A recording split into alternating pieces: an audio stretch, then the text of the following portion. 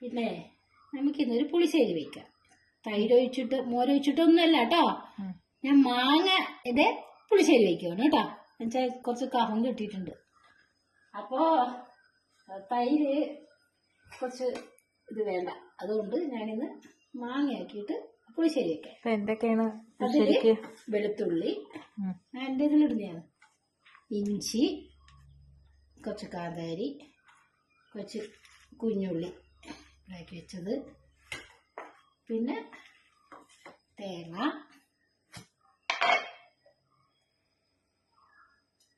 കാണും വേണ്ട, കുറച്ചല്ലേ വേണ്ടു നമുക്ക്. ശരി. പിന്നെ ജീരകം വേണം, ജീരകം കുറച്ച് കഴുകണം.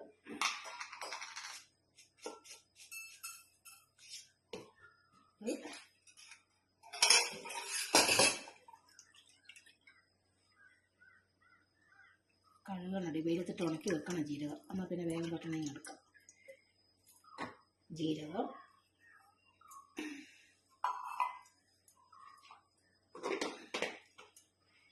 ഇച്ചിരി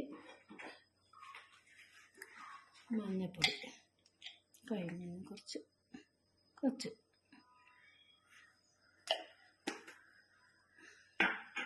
മഞ്ഞപ്പൊടി ഇട്ട് കുറച്ച്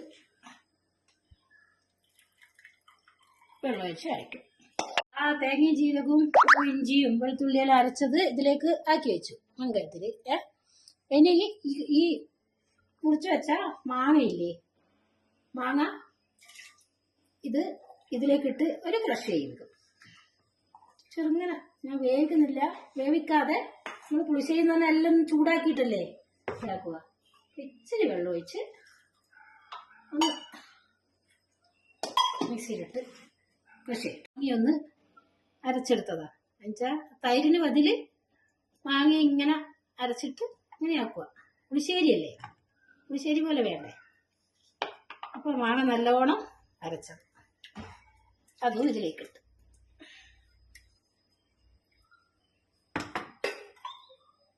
കുറച്ച് വെള്ളം ഇപ്പം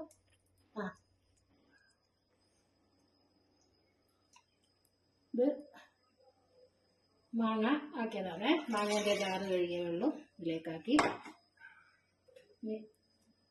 ഉലുവപ്പൊടി കുറച്ച് ഉലുവപ്പൊടി, പിന്നെ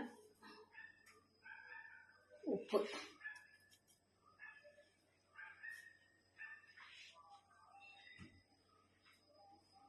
കറിവേപ്പിലയാണ്,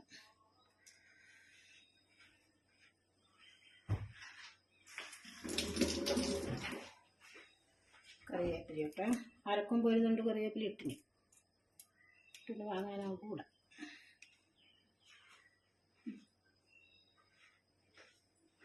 ചൂടായി, നല്ലോണം ഒന്ന് ചൂടായതേ ഉള്ളൂ. മറ്റേ പുളിശ്ശേരി വെക്കുന്ന പോലെ തന്നെ. അതിൽ കുറച്ച് കടുക്,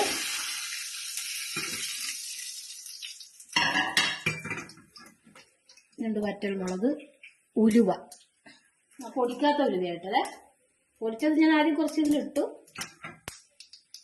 പിന്നെ ഇതിൽ കടുവും ഉലുവയും കൂടി വറ്റൽമുളക്.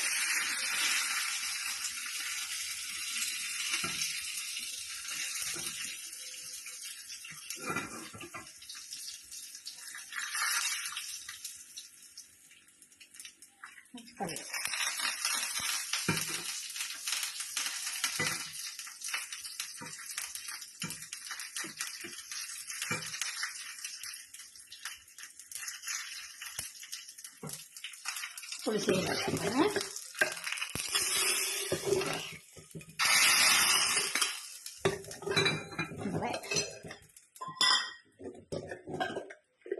മാങ്ങയുടെ പച്ച മാങ്ങ അരച്ചിട്ട് തൈരിന് ഒരു ബതിൽ പുളിശ്ശേരി ആക്കി.